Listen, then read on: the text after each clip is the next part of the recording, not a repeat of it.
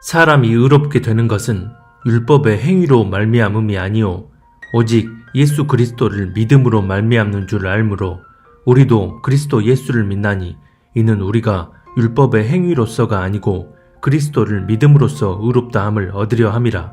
갈라디아서 2장 16절.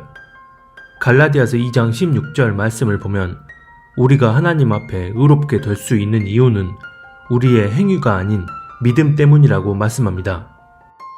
많은 경우 이 갈라디아서 2장 16절 말씀을 가지고 구원은 믿음으로 받는 것이기 때문에 행위를 강조하는 것은 율법적인 잣대라고 주장합니다. 그런데 여기서 말씀하는 믿음과 행함이 어떤 본질적인 의미를 담고 있는지를 알아야 좌로나 우로나 치우치지 않을 수 있습니다. 16절에 나오는 믿음이 무엇을 의미하는지를 구체적으로 풀어내고 있는 말씀이 20절 이하에 보면 나옵니다. 내가 그리스도와 함께 십자가에 못 박혔나니 그런즉 이제는 내가 사는 것이 아니오 오직 내 안에 그리스도께서 사시는 것이라. 이제 내가 육체 가운데 사는 것은 나를 사랑하사 나를 위하여 자기 자신을 버리신 하나님의 아들을 믿는 믿음 안에서 사는 것이라. 내가 하나님의 은혜를 패하지 아니하노니 만일 의롭게 되는 것이 율법으로 말미암으면 그리스도께서 헛되이 죽으셨느니라. 갈라디아서 2장 20절로 21절. 20절 중간쯤에 보면 하나님의 아들을 믿는 믿음 안에서 사는 것이라고 말씀합니다. 믿음 안에서 산다는 말은 무슨 의미일까요? 앞부분을 보면 내가 사는 것이 아니오 내 안에 그리스도께서 사시는 것이라고 말씀합니다. 예수 그리스도는 삼위일체 하나님의 본체이십니다. 하나님의 본체이신 그리스도께서 영으로서 내 안에 들어와 사신다는 것을 의미합니다. 그래서 이 말은 삼위일체 하나님의 영이 내 안에 내주하신다는 것입니다. 로마서 8장 말씀이 이를 그대로 증거합니다. 만일 너희 속에 하나님의 영이 거하시면 너희가 육신에 있지 아니하고 영에 있나니 누구든지 그리스도의 영이 없으면 그리스도의 사람이 아니라. 로마서 8장 9절. 예수를 죽은 자 가운데서 살리신 이의 영이 너희 안에 거하시면 그리스도 예수를 죽은 자 가운데서 살리신 이가 너희 안에 거하시는 그의 영으로 말미암아 너희 죽을 몸도 살리시리라. 로마서 8장 11절. 예수를 죽은 자 가운데서 살리신 이의 영, 즉 그리스도의 영은 바로 보혜사 성령님이십니다. 내가 아버지께 구하겠으니 그가 또 다른 보혜사를 너희에게 주사 영원토록 너희와 함께 있게 하리니. 요한복음 14장 16절. 그래서 내 안에 그리스도께서 사신다는 말은 그리스도의 영이신 성령님께서 내 안에 사신다는 의미입니다. 그렇다면 성령님이 내 안에서 어떻게 사실까요? 내가 사는 것이 아니오 내 안에 그리스도께서 사시는 것이라 고 말씀하신 것처럼 성령님이 내 안에 살기 위해선 반드시 내가 죽어야 합니다. 그런데 우리는 보통 한번 거듭남으로 구원받게 되면 그 이후부턴 내가 자동으로 죽고 성령께서 사신다고 생각합니다. 워딩 자체만 놓고 보면 맞는 말 같지만 그렇지 않습니다. 20절에 보면 내가 육체 가운데 사는 것은 이라고 말씀합니다. 즉 그리스도의 영이신 성령께서 내 안에 들어와 사시면서 육체로는 내가 이 땅을 살아간다는 것을 의미합니다. 이게 구체적으로 무엇을 의미할까요? 거듭난 후에도 나라는 육신의 존재로 계속 삶을 살지만 내가 내 삶을 이끌어 가지 않고 내 안에 계신 성령께서 내 삶을 주관하신다는 의미입니다. 그리고 성령께서 그렇게 내 삶을 주관하시기 위해선 반드시 내가 예수 그리스도를 믿는 믿음 안에 온전히 거하고 있어야 한다는 말씀입니다. 즉, 그 믿음 안에 온전히 거하고 있어야 내가 살지 않고 내 안에 계신 성령께서 내 삶을 인도해 가실 수 있다는 것입니다. 그런데 우리는 보통 믿음에 대해 이야기할 때 기도 열심히 하면 바라는 바를 들어주신다는 믿음, 어려운 일이 생겼을 때 나를 지켜주시고 도와주신다는 믿음, 이런 단순한 차원의 믿음만 강조하고 또 이런 믿음이 하나님을 믿는 믿음의 전부라 여기는 분들이 많습니다.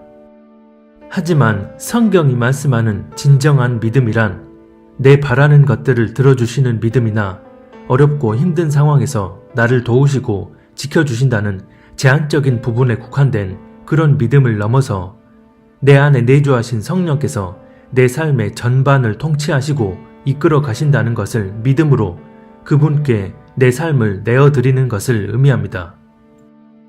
이처럼 성령께서 내 안에 사심으로 내 삶을 주관하시려면 반드시 내가 죽어야 한다는 것입니다. 그런데 여기서 내가 죽어야 한다는 의미를 내 자아가 죽는 것으로 생각하는 분들이 많습니다. 하나님을 믿는 그리스도인들 가운데 본인의 자아가 죽은 사람이 한 명이라도 있을까요? 단 한 명도 없다고 감히 장담합니다. 제가 이렇게 장담할 수 있는 이유는 성경이 그것을 증거하고 있기 때문입니다. 그러므로 내가 한 법을 깨달았노니 곧 선을 행하기 원하는 나에게 악이 함께 있는 것이로다. 내 속사람으로는 하나님의 법을 즐거워하되 내 지체 속에서 한 다른 법이 내 마음의 법과 싸워 내 지체 속에 있는 죄의 법으로 나를 사로잡는 것을 보는도다. 오호라, 나는 공고한 사람이로다. 이 사망의 몸에서 누가 나를 건져내랴. 우리 주 예수 그리스도로 말미암아 하나님께 감사하리로다. 그런즉 내 자신이 마음으로는 하나님의 법을, 육신으로는 죄의 법을 섬기노라. 로마서 7장 21절로 25절. 로마서 7장을 보면 바울이 예수 그리스도로 인해 거듭나 속사람은 하나님의 법을 즐거워하게 됐지만 또 다른 자신이 하나님의 법이 아닌 죄의 법을 따르려 하므로 내적인 씨름이 일어난다고 말씀합니다. 이것은 다시 말해 자아는 결코 죽을 수 없다는 것을 의미합니다. 만약 자아가 죽을 수 있다면 개인적 차원의 영적 싸움이란 아예 존재할 수가 없기 때문입니다. 에베소서 6장 12절을 보면 우리의 싸움은 혈과 육의 싸움이 아니라 악한 영들을 상대하는 싸움이라고 말씀합니다. 만약 내 자아가 완전히 죽을 수 있는데 우리가 싸워야 할 싸움이 악한 영들을 상대하는 싸움이라고 말씀하는 것은 앞뒤가 맞지 않습니다. 악한 영들은 하나님을 따르려 하지 않는 내 자아를 통해 역사하기 때문입니다. 그렇다면 내가 살지 않고 성령께서 내 안에 사신다는 의미는 죽지 않는 내 자아가 내 삶을 주관하고 이끌어 가지 않도록 하나님과의 끊임없는 교제 속에서 하나님의 뜻을 분별하고 하나님 음성에 청종하며 살아가야 한다는 것을 의미합니다. 이런 삶이 바로 내가 살지 않고 내 안에 계신 성령께서 사시는 것입니다.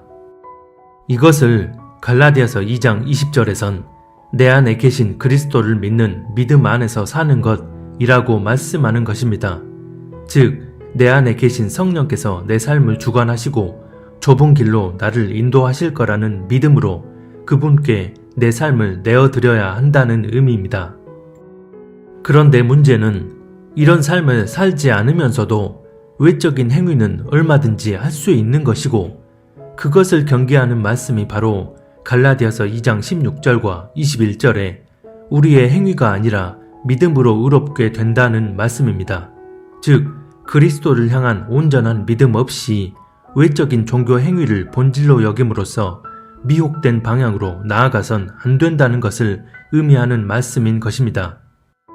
교회에서 예배 꼬박꼬박 드리고 11조 헌금 잘 내고 교회 봉사 누구보다 열심히 하고 성경 하루에 100장씩 읽고 외우면서 성경 지식 누구보다 많이 알고 심지어 전도한다면서 주변 지인들을 자기 교회로 데리고 와 교회에 등록시키기까지 합니다. 표면적으로만 보면 경건한 행위들이 맞습니다. 그런데 이런 행위가 하나님과 살아있는 관계 안에서 성령의 인도함에 의한 행위가 아니라 단지 자기가 믿는 교리에 의해 열심히 교회에서 봉사하고 예배드리고 11조 헌금 내면서 신앙생활을 하면 천국 갈 수 있다는 믿음으로 하는 행위라면 이런 종교 행위가 나를 의롭게 만들 수 없습니다. 무엇보다 이런 교리를 중심에 두고 사는 이들은 자신이 의롭다 여기는 행위에 열심을 다하면서 그런 행위가 보이지 않는 이들을 향해서는 판단과 정죄를 서슴지 않습니다. 디모데전서 4장 1절에서 3절은 이렇게 말씀합니다. 그러나 성령이 밝히 말씀하시기를 후일에 어떤 사람들이 믿음에서 떠나 미혹하는 영과 귀신의 가르침을 따르리라 하셨으니 자기 양심이 화인을 맞아서 외식함으로 거짓말하는 자들이라.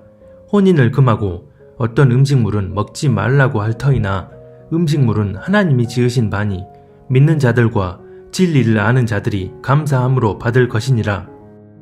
처음엔 하나님을 온전히 믿었던 사람들이 그 믿음에서 떠나 미혹의 영을 따른다고 하면서 그로 인해 나타나는 현상 중 하나가 바로 행위적으로 무엇은 해야 하고 무엇은 금해야 한다는 식의 율법주의라는 것입니다.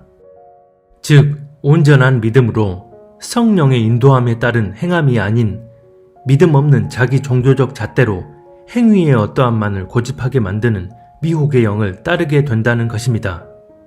믿음 없는 종교 행위에만 열을 올리며 외식을 떨던 서기관 바리새인들을 보면 이를 분명하게 알 수 있습니다. 그 반대의 경우도 마찬가지입니다. 구원은 행위가 아닌 믿음으로 받는 것이고 한번 거듭났으면 그 이후부턴 자연스럽게 내가 죽고 믿음으로 의롭게 됐으니 행위는 전혀 중요한 게 아니라고 합니다. 본인이 이렇게 생각하는 이유는 하나님과 살아있는 관계 안에서 성령의 인도함을 받고 있어서가 아니라 자신이 진리인 것처럼 받아들인 교리적 지식에 의해서입니다. 그러면서 누군가가 이런저런 행위를 하는 것을 보면 행위로 구원받는 것이 아니라 오직 믿음으로 구원받는다면서 자신이 신봉하는 교리적 잣대를 들이댑니다. 온전한 믿음 없이 행위를 본질로 여기는 거나 처음부터 아예 잘못된 믿음 안에 거하는 거나 영적으로 보면 매 한 가지입니다. 왜 갈라디아서 2장 16절에서는 행위가 아닌 믿음으로 의롭게 된다고 말씀하시고 야고보서 2장에선 행함이 없는 믿음은 죽은 믿음이라고 말씀하시는지를 성령 안에서 바르게 이해할 수 있어야 합니다. 하나님과 살아있는 관계 안에서 내 안에 계신 성령께서 사심으로 내 삶을 인도해 가신다면 그에 따른 행위는 반드시 나오게 됩니다. 이것은 내가 살지 않고 내 안에 계신 성령께서 사심으로 삶 가운데 나타나는 당연한 열매입니다. 비록 사람 기준에 합당한 그런 모양의 행위가 아닐지라도 하나님의 기준에 합당한 행위는 어떤 모양으로든 반드시 나오게 되는 것입니다. 간단한 예를 한번 들어보겠습니다. 성령께서 내 삶을 친히 주관하시길 간절히 바라고 원하며 그렇게 살아가려는 어떤 사람이 있습니다. 물론 이런 사람이라도 자아가 결코 죽을 수 없기 때문에 어느 날 친한 친구와 감정적으로 심하게 다투었습니다. 그런데 성령께서 네가 먼저 사과하라는 마음을 강하게 부어주십니다. 이 마음이 성령이 주신 마음임을 분별할 수 있는 이유는 평소 하나님과 지속적인 교제를 해왔기 때문입니다. 성령님이 삶 가운데 자연스레 임하실 수 있도록 꾸준한 교제 속에서 이미 하나로 연합되어 온 상태이기에 삶 가운데 성령의 개입은 그만큼 활발해지고 그런 성령님의 개입을 영적으로 잘 캐치해서 분별하게 되는 것입니다. 성령이 주시는 그 마음을 깨닫고 가만히 생각해 보니 자신이 왜 그렇게 감정적으로 대응했을까 하는 후회와 자책감이 밀려듭니다. 그러면서도 먼저 다가가 사과하는 것이 쉽지 않고 매우 망설여집니다. 하지만 순종하는 마음으로 결단하고 친구에게 먼저 다가가 사과하고 손을 내밀게 됩니다. 그런데 그로 인해 친구와 사이가 더 돈독해지고 하나님을 좀처럼 믿으려 하지 않던 그 친구가 마음 문을 열게 되는 일이 일어납니다. 이런 행위가 사람 기준에서 보면 별거 아닌 행위로 보일 수 있겠지만 하나님과 살아있는 관계 안에서 내가 살지 않고 내 안에 계신 성령께서 내 삶을 이끌어 가심으로 나타나는 행위입니다. 하나님과 살아있는 관계 안에서 성령의 전적인 인도함을 받으며 내가 아닌 그분이 친히 주관하시는 삶을 살아가게 될 때 우리가 전혀 이해할 수 없는 상황에서 전혀 예상치 못한 일이 일어나게 하심으로 하나님은 당신의 일을 행하기도 하십니다. 갈라디아서 5장 25절 말씀처럼 우리가 성령으로 살면 성령으로 행하게 되는 일이 삶 가운데 일어나는 것입니다. 하지만 믿는다고 하면서 내 생각, 내 교리적 기준에 의해 내가 내 삶을 살아간다면 하나님은 당신이 뜻하시는 바를 나를 통해 행하실 수 없습니다. 내 안에 그리스도의 영인 성령님이 살지 않고 여전히 내가 주인되어 살고 있는데 하나님이 당신의 뜻을 행하실 수 없는 건 당연한 이치입니다. 그래서 왜 성경이 오직 믿음으로 의롭게 된다고 말씀하셨는지를 본질적으로 이해할 수 있어야 합니다. 우리가 보통 히브리서를 믿음장이라고 하고 야고보서를 행함장이라고 합니다. 그런데 이 히브리서와 야고보서에 동시에 언급되면서 가장 많은 분량을 차지하는 인물이 바로 아브라함입니다. 왜 하필 아브라함일까요? 아브라함은 믿음과 행함을 동시에 이룬 가장 대표적인 인물이기 때문입니다. 히브리서 11장 8절 이하에 보면 아브라함이 장래의 유업으로 받을 땅에 나아갈새 갈 바를 알지 못하였으나 믿음으로 하나님이 계획하시고 지으실 터가 있는 성을 바라며 나아갔다고 말씀합니다. 인간의 상식으론 도저히 이해할 수 없는 상황에서도 하나님을 향한 믿음을 놓지 않고 하나님이 뜻하시는 바대로 자신을 내어드린 것입니다. 또 야고보서 2장 21절 이하에 보면 하나님을 온전히 믿고 그 말씀에 순종하여 이삭을 제단에 바쳤을 때 그 행함으로 의롭다 하심을 받았습니다. 아브라함이 하나님의 말씀을 믿었을 때 이것을 의로 여겨주셨다는 것은 하나님이 말씀하셨을 때 그 말씀을 온전히 신뢰함으로 그에 따른 순종, 즉 행함이 나왔기 때문입니다. 결국 히브리서와 야고보서에 아브라함이 동시에 언급됨으로써 오늘날 성도가 살아갈 때 어떤 믿음에 기반한 행위가 나타나야 하는지를 본보기로 우리에게 보여주시는 것입니다. 그래서 믿음과 행함은 따로 나뉘어진 것이 아니라 하나로 이어져 있는 것입니다. 하지만 그런 본질적인 부분에 대한 인식은 없이 믿음과 행함을 이분법적으로 구분해 놓고 믿음이냐 행함이냐를 가지고 교리적으로 논쟁하며 양극단의 종교인으로 살아가는 사람들이 너무나 많다는 게 안타까운 이 시대의 현실입니다. 얼마 전에 올린 영상에서 성령님이 친히 내 삶을 주관하시고 이끌어 가실 수 있도록 그 음성에 청종하며 그 뜻대로 살아야 한다는 메시지를 전했을 때 그리스도인은 행위가 아닌 믿음으로 구원받고 의롭게 되는 건데 너는 왜 행위 구원을 주장하냐며 믿음과 행함에 대한 본질적인 이해 자체를 하지 못하는 몇몇 분들의 안타까운 댓글을 본 적이 있습니다. 본인들이 어떤 교리적 기준을 견지하든 간에 말씀이 증거하는 믿음과 행함의 본질적인 의미는 절대 변하지 않습니다. 그렇기 때문에 하나님은 온전한 믿음으로 성령님께 삶을 내어 맡기고 그분의 인도함을 받음으로 나타나는 행위의 여부를 통해 우리를 심판하실 것입니다. 날마다 내가 사는 게 아닌 내 안에 계신 성령의 인도함을 받으며 사는 이들이 다시 오실 주님 앞에 서게 될 주님의 신부들입니다.